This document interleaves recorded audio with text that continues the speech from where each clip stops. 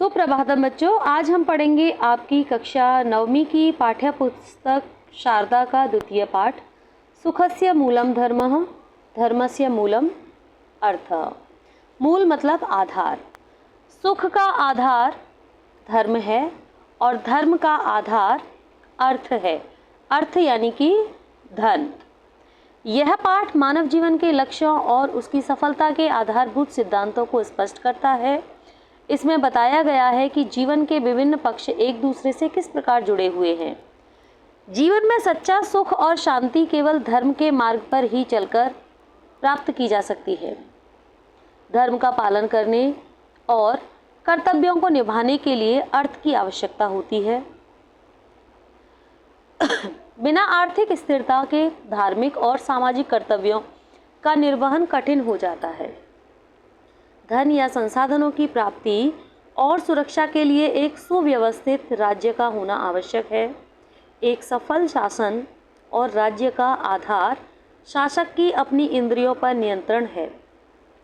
यदि नेतृत्व अनुशासित नहीं है तो व्यवस्था का पतन निश्चित है। तो आइए इस पाठ का अनुवाद करते हैं। भारतीय धर्मशास्त्रेषु अनेकाः सूक्तयः विद्यन्ते। भारतीय धर्मशास्त्रों में अनेक सूक्तय मतलब सूक्ति होती हैं, जो अनमोल वचन होते हैं, जो महापुरुषों के द्वारा कहे गए वचन हैं। भारतीय धर्मशास्त्रों में अनेक सूक्ति विद्यमान हैं। या मानव जीवनस्य यथार्थत्वं प्रतिपादयन्ति, जो मानव जीवन के वास्तविक तत्व का प्रतिपादन करती हैं या वर्णन करती हैं। तेष्वेकं प्रसिद्धं सूत्र रूपम वाक्यम कौटिल्य शास्त्र अर्थशास्त्रे अस्ति। उन्हीं में से एक प्रसिद्ध सूत्र के रूप में वाक्य कौटिल्य के अर्थशास्त्र में है। क्या है? सुखस्य मूलम धर्मः धर्मस्य मूलम अर्थः। अर्थात सुख का आधार या सुख का जड़ जो है वो धर्म है और धर्म की जड़ या आधार क्या है? धन। अस्य आशय अस्ति यत् वास्तविक सुखस्य आधार धर्मः धर्मपालनस्य च आधार अर्थः। इसका आशय है कि वास्तविक सुख का आधार धर्म है, धर्मपालनस्य च आधारम अर्थः, और धर्म का पालन करने के लिए अर्थ यानी धन है। अर्थ इत्युक्ते धनम यत् सर्वविधस्य आजीविका व्यवहारस्य प्रमुखम साधनम। अर्थ का तात्पर्य धन से है, जो सभी प्रकार के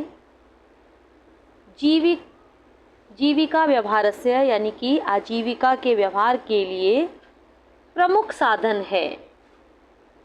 क्या? धन। क्योंकि बिना धन के हमारी आजीविका नहीं चल सकती। हमें अपने जीवन यापन करने के लिए, अपनी आजीविका को चलाने के लिए धन आवश्यक होता है। जीवने धर्म अर्थ सुखम इत्येषां त्रयाणां परस्पर संबंधः अविच्छिन्नः अस्ति। जीवन में धर्म, अर्थ और सुख, इन तीनों का परस्पर संबंध है, अटूट संबंध है। अविच्छिन्नः अटूट संबंध है। यः जनः न्यायपूर्वकम् अर्थोपार्जनं करोति सः धर्म पालनं कर्तुं समर्थः भवति। धर्म पालनेन च दीर्घकालिकं सुखं लभते। यह जना, जो लोग न्यायपूर्वक अर्थोपार्जनम करोति, अर्थोपार्जन करते मतलब धन का अर्जन करते हैं। सह धर्म पालनम कर्तु, वह धर्म का पालन करने में समर्थ भवति, समर्थ होते हैं। धर्म पालनेन च, और धर्म के पालन में दीर्घकालिकम सुखम लभतु, लंबे समय तक सुख प्राप्त करते हैं। सामान्य जीवने अन्नं वस्त्रम् आवासं शिक्षा स्वास्थ्यसेवा च इत्यादीनां मूलभूतानाम् आवश्यकतानां पूर्यते धनम् आवश्यकः। सामान्य जीवन में अन्न, वस्त्र, आवास, शिक्षा और स्वास्थ्य सेवा आदि मूलभूत आवश्यकताओं की पूर्ति के लिए हमें किसकी आवश्यकता होती है? धन की। पर्याप्त धनस्य अभावात् स्वकर्तव्य पालनम कठिनम भवति। धन के अभाव में, अगर पर्याप्त धन नहीं है आपके पास, तो आप अपने कर्तव्यों का पालन करने में कठिनता महसूस होगी, या धर्म का पालन करना, कर्तव्यों का पालन करना कठिन हो जाता है जब आपके पास पैसा नहीं होता है। स्वास्थ्यं शिक्षां सेवां दानं च इत्यादीनां कार्याणि बाधितानि भवन्ति। और स्वास्थ्य, शिक्षा, सेवा और दान इत्यादि कार्य बाधित हो जाते।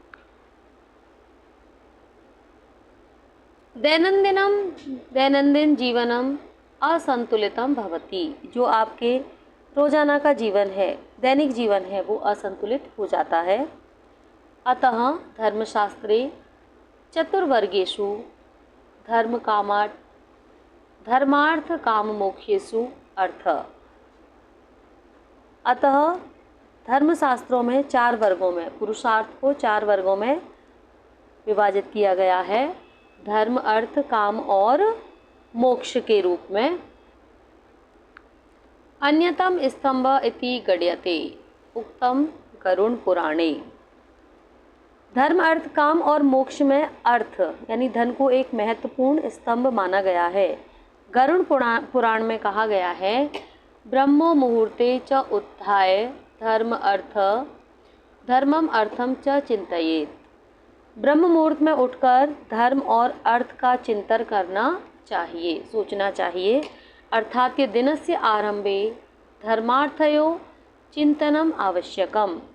अर्थात दिन के आरंभ में धर्म और अर्थ का चिंतन करना आवश्यक है। स्वस्थ आर्थिक व्यवहार त्रिविध भवति। स्वस्थ आर्थिक व्यवहार 3 प्रकार का होता है। सबसे पहला न्यायपूर्णम अर्थोपार्जनम, न्यायपूर्ण धन का अर्जन। सन्मार्गेण एव धनार्जनम करणीयम इति।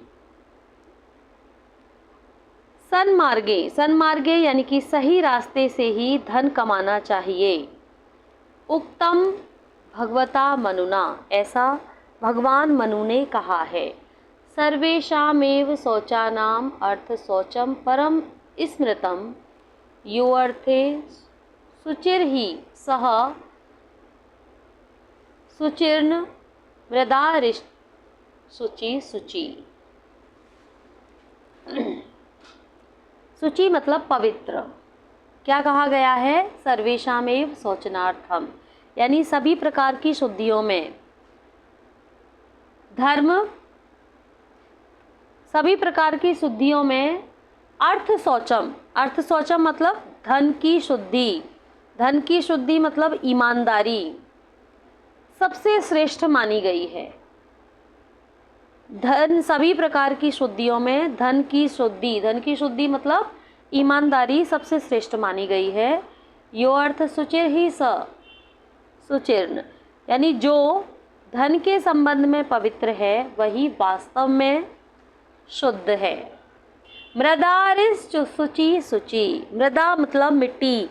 केवल मिट्टी और जल से शरीर को साफ कर लेने वाला ही शुद्ध नहीं कहलाता। क्या कहा है यहाँ पर कवि ने कि केवल मिट्टी और जल से शरीर को साफ कर लेने वाला ही शुद्ध नहीं कहलाता। हमें सभी प्रकार की शुद्धियों में सबसे पहले यानी कि धन की शुद्धि, ईमानदारी सबसे श्रेष्ठ मानी गई है, जो धन के संबंध में पवित्र है। वास्तव में वही क्या है? शुद्ध है। अस्य आशय यत् अनैतिक आर्थिक व्यवहार कदापि न करणीय। इसका अर्थ है, इसका आशय है कि अनैतिक आर्थिक व्यवहार कभी नहीं करना चाहिए। हमें अनैतिक तरीके से कभी भी धन का अर्जन नहीं करना चाहिए। मा गृधः कस्य स्विद्नम् इति उपनिषद वाक्यं सततं मनसि निधाय स्वकौशलेन विद्या च धनम उपार्जनीयम। क्या कहा है? उपनिषद के वाक्य है मा गृध। गृध मतलब होता है लोभ या लालच। माँ मतलब नहीं करना चाहिए, कस्य मतलब किसी का, है ना। तो यहाँ पर बताया गया है कि किसी दूसरे के धन का लालच मत करो। इति उपनिषद वाक्यम सततम मनसि निधाय, यानी इसी वाक्य को, उपनिषद के इस वाक्य को निरंतर अपने मन में रखकर अपने कौशल और विद्या से धन को कमाना चाहिए। स्व कौशलेन विद्या च धनम उपार्जनीयम। किसी दूसरे के धन का लालच मत करो। उपनिषद का ये वाक्य कि निरंतर अपने मन में, इस वाक्य को निरंतर अपने मन में रखो और अपने कौशल और विद्या से धन का अर्जन करो। दूसरा, औचित्यपूर्ण व्यय। औचित्यपूर्ण व्यय मतलब उचित खर्च। आवश्यकतानुसारम व्यय करणीयम। आवश्यकता के अनुसार हमें क्या करना चाहिए? खर्च करना चाहिए। येन व्ययेन स्वास्थ्य लाभ विद्यार्जनम आत्मसुरक्षा व भवेत् सह व्यय अवश्यम करणीयम। यह व्ययेन, येन व्ययेन मतलब जो खर्च स्वास्थ्य लाभ के लिए, विद्या अर्जन के लिए, आत्म सुरक्षा के लिए हो, वह सह व्यय अवश्यम करणीयम, वह हमें अवश्य करना चाहिए। किसके लिए? स्वास्थ्य के लिए, विद्या के लिए और आत्मरक्षा के लिए। आडंबर पूर्ण प्रदर्शनकारी व्यय अथवा विलास व्यसनाय व्यय अपव्यय भवति। आडंबर पूर्ण मतलब दिखाने वाला। प्रदर्शनकारी खर्च अथवा विलासिता या व्यसन, व्यसन मतलब बुरी आदत, बुरी आदतों पर किया गया खर्च अपव्यय होता है। अपव्यय वर्जनीय, अतः प्रत्येकम व्ययस्य लेख स्थापनीय। अपव्यय वर्जित है और प्रत्येक खर्च का लेखा जोखा हमें रखना चाहिए। अन्ते च तेषां परिशीलनम करणीयम, और अंत में उसका परिशीलनम मतलब परिशीलन या विश्लेषण करना चाहिए, लेखा जोखा रखना चाहिए कि कितना आय हुआ और कितना व्यय हुआ, कितना खर्च हुआ, हमने कहाँ कहाँ पर कितना पैसा खर्च किया, ये सब हमें आय व्यय का लेखा जोखा अपना रखना चाहिए। तीसरा, भविष्य दृष्टया संचय। भविष्य की दृष्टि से संचय, यानी भविष्य को लेकर भी हमें क्या करना चाहिए? बचत करनी चाहिए। उपार्जित धनस्य कश्चन भाग भविष्य सुरक्षायै संचयनीयम। उपार्जित धनस्य यानी जो कमाया हुआ धन है, उसका कुछ भाग अपनी भविष्य की सुरक्षा के लिए बचाना चाहिए।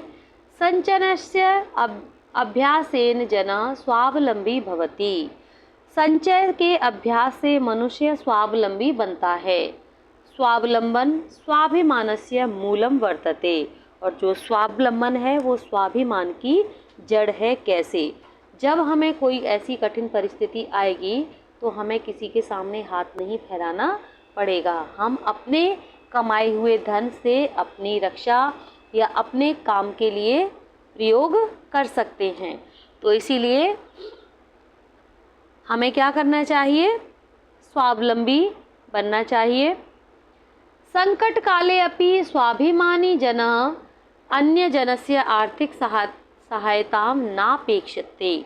जो व्यक्ति स्वाभिमानी होते हैं वे संकट के समय दूसरे व्यक्ति से आर्थिक सहायता की अपेक्षा नहीं करते हैं, वे खुद ही अपनी सारी व्यवस्थाओं को पूर्ण करते हैं। आगे, छात्र जीवने आर्थिक साक्षरता। छात्र जीवन में आर्थिक साक्षरता। छात्र जीवन में छात्र कमाते नहीं हैं, पैसे अर्जन नहीं करते, लेकिन फिर भी उनको ज्ञान होना चाहिए कि ये पैसा कहाँ से आता है, कैसे जाता है, कितना खर्च करना है, वो सब हमें बच्चों को भी ज्ञान होना चाहिए। अनेकदा छात्रा मातापित्राभ्यां कष्टार्जित धनस्य तुच्छ कारणैः अपव्ययं कुर्वन्ति। अनेकदा, जो अनेक बार जो छात्र हैं वो माता पिता के द्वारा, माता पिता कितने कष्टों से धन का अर्जन करते हैं, कितनी कठिनाइयों से पैसे को कमाते हैं, लेकिन कुछ छात्र अपने माता पिता के कमाए हुए, कष्टों से कमाए हुए धन को किन्हीं तुच्छ कारणों की वजह से क्या कर देते हैं, खर्च कर देते हैं, अपव्यय कर देते हैं। जीवा लालसा पूर्त्यर्थम त्वरित आहारम शीतपेयम कुटीकृत भोजनम तथैव व्यसन पदार्थानां सेवनम प्रदर्शनकारी परिधानम विलासितापूर्णम आचरणम च इत्यादि यत्र प्रभूत अपव्यय भवति। यहाँ बताया गया जीवा लालसा, जीव की लालसा के लिए, जीव के स्वाद को पूरा करने के लिए। त्वरित आहार, फास्ट फूड, त्वरित आहार किसे कहा गया है, फास्ट फूड। शीतल पेय, जो पेय पदार्थ होते हैं। पुटीकृत भोजनम, पुटीकृत भोजनम मतलब जो डिब्बा बंद भोजन होते हैं, पैकेट फूड। तथा व्यसन पदार्थम, और उसके साथ ही व्यसन वाली वस्तुओं का सेवन। प्रदर्शनकारी परिधानम, प्रदर्शनकारी परिधान मतलब दिखावटी पहनावा। विलासितापूर्ण व्यवहार आदि में बहुत अधिक अपव्यय होता है, बहुत खर्च होता है। एते न केवलम धन हानि स्वास्थ्य हानिरपि जायते, इससे केवल धन की हानि ही नहीं होती बल्कि आपके स्वास्थ्य की भी हानि होती है।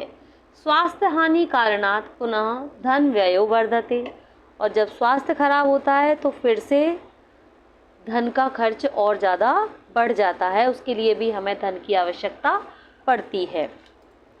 अर्जितस्य संचय संचितस्य च निवेशः, कमाए हुए धन का संचित और संचित धन का निवेश करना चाहिए। कैसे? चाणक्य नीतौ उक्तम, चाणक्य नीति में कहा गया है, जलबिंदु निपातेन क्रमशः पूर्यते घटः सह क्रमः सर्वविद्यानां धर्मस्य च धनस्य च। जल बिंदु निपातेन, निपातेन मतलब गिरने से, जल की बूंद बूंद गिरने से। आप यहाँ घड़ा देख रहे हैं और नल देख रहे हैं, इसका अर्थ क्या है? जिस प्रकार जल की एक एक बूंद गिरने से घटः पूर्यते, घड़ा क्या हो जाता है? भर जाता है। सह क्रम सर्व विद्यानाम, वही क्रम सभी विद्याओं का है, धर्म का है और धन का भी है। अगर आप थोड़ा थोड़ा करके संचय करेंगे, इकट्ठा करेंगे, तो वह धन एक दिन बहुत सारा एकत्रित आपके पास हो जाएगा। जिस प्रकार बूंद बूंद से घड़ा भरता है, उसी प्रकार सभी विद्याओं, धर्म और धन का भी हमें संचय करना चाहिए। लघु लघु संचयोपि कालांतरे महत् संपत्ति रूपेण वर्धते। लघु लघु मतलब थोड़ा थोड़ा, संचय भी समय बीतने पर एक बड़ी संपत्ति के रूप में बढ़ जाता है। यदि छात्र प्रतिदिनम अल्पधनस्यापि संचयं कुर्वन्ति, यदि छात्र प्रतिदिन थोड़े थोड़े धन की बचत करते हैं, तस्य उचित निवेशम च कुर्वन्ति, और उसका उचित निवेश करते हैं, तर्हि तेषां भविष्यं सुरक्षितं भवेत्, तो उनका भविष्य सुरक्षित हो जाएगा। भारत देशे धन संचयस्य सुरक्षित निवेशस्य च कृते बहुविधा मार्गाः सन्ति। भारत देश में धन संचय और सुरक्षित निवेश के कई मार्ग हैं।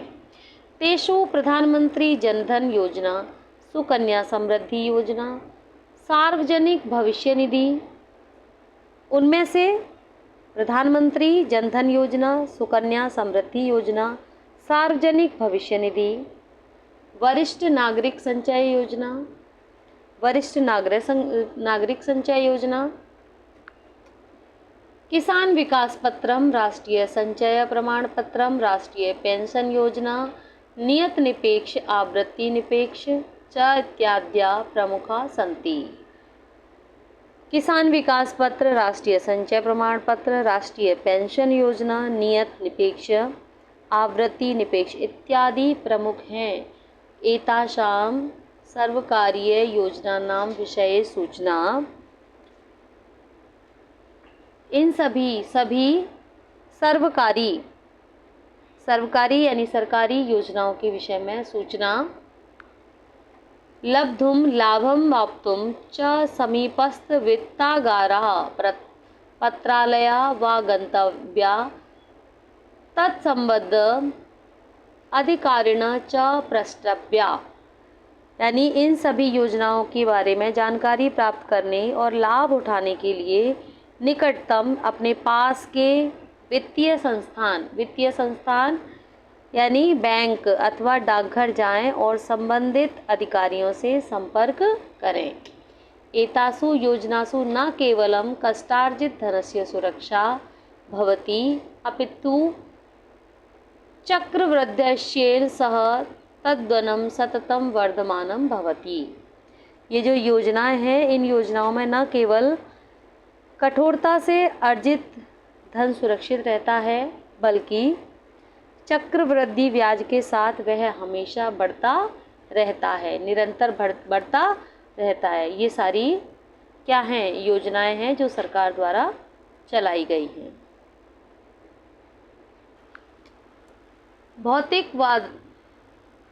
भौतिकतावादी युगस्य आकर्षणेन यूनामप्यय अधिको भवति, येन कारणेन अस्माकं आर्थिक स्थिति विपन्ना भवति। भौतिकवादी युग यानी आज के भौतिकवादी युग के आकर्षण से यूनाम अपव्यय, युवाओं का जो खर्च है वो अधिक बढ़ा है, जिस कारण से हमारी आर्थिक स्थिति दैनिक हो जाती है। विपन्ना यानी कमज़ोर हो जाती है। हमारी आर्थिक स्थिति क्यों कमज़ोर हो जाएगी? अगर हमारे खर्चे बढ़ जाएंगे तो धन की हमारे पास कमी होगी। किंतु अर्थ विषयक सचेतना अस्मान् अभावात् उद्धृत्य आर्थिक संपन्नतां प्रति नयति। किंतु धन के प्रति जागरूकता हमें अभाव से निकालकर संपन्नता की ओर ले जाती है। धन के प्रति अगर हम जागरूक रहेंगे तो हम धन के अभाव यानी उससे निकलकर हम संपन्नता की ओर चले जाएंगे। अतः बुद्धिमत्तां छात्राणां ध्येयं स्यात्। अतः बुद्धिमान छात्रों का ध्येय होना चाहिए धनस्य उचितोपार्जनम, धन का उचित अर्जन, व्ययस्य मर्यादा, आप खर्च करें उसकी सीमा रखनी चाहिए, आपातकालीन निधि संचय, दीर्घकालीन निवेशस्य। हमें क्या करना चाहिए? जो बुद्धिमान छात्र हैं उनका ध्येय क्या होना चाहिए? धनस्य उचितोपार्जन यानी धन का उचित अर्जन करें। व्ययस्य मर्यादा, जो धन का व्यय करें वो एक मर्यादा में रहकर करें। आपातकालीन निधि संचय, अपने आपातकालीन समय के लिए, अपने बुरे समय के लिए, ज़रूरत के समय के लिए धन का संचय करें और अपने दीर्घकाल के लिए धन का निवेश करें। यह एतेषां अनुशासनेन पालनम करोति। जो इनका इस अनुशासन का पालन करता है, सह एव यथार्थ धनस्य धर्मस्य च संतुलनम स्थापितुं शक्नोति। वही धर्म और धन में संतुलन स्थापित कर पाता है। यह विद्यार्थी अद्य अर्थ विषये जागरूकोऽस्ति। जो विद्यार्थी आज अर्थ यानी धन के विषय में जागरूक है, सह भविष्ये उत्तरदायी नागरिको भवति। वही भविष्य में उत्तरदायी नागरिक बनेंगे। धर्म अर्थ सुखम च इत्येषां संतुलनम एव यथार्थ जीवनस्य लक्षणम। क्या कहा है?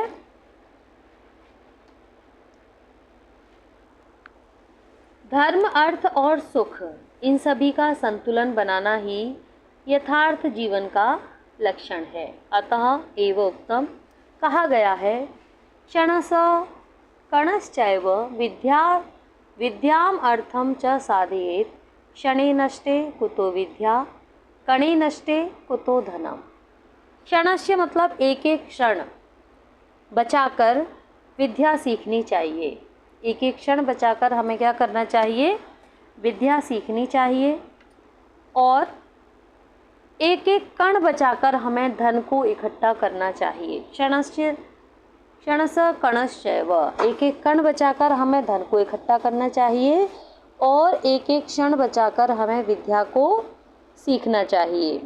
क्योंकि क्षणे नष्टो कुतो विद्या, समय नष्ट करने वाले को विद्या कैसे प्राप्त हो सकती है, और साधनों को नष्ट करने वाले मनुष्य को धन कैसे मिल सकता है। अर्थात सफलता प्राप्त करने के लिए हर छोटी से छोटी चीज़ का संग्रह करना अति आवश्यक है। इसलिए हमें धन का सोच समझकर खर्च करना चाहिए, उसके अर्जन के लिए प्रयास करना चाहिए। बच्चों, आपको ये वीडियो अच्छी लगी हो, आपको ये पाठ समझ में आया हो, तो इस चैनल को सब्सक्राइब करना बिल्कुल भी ना भूलें।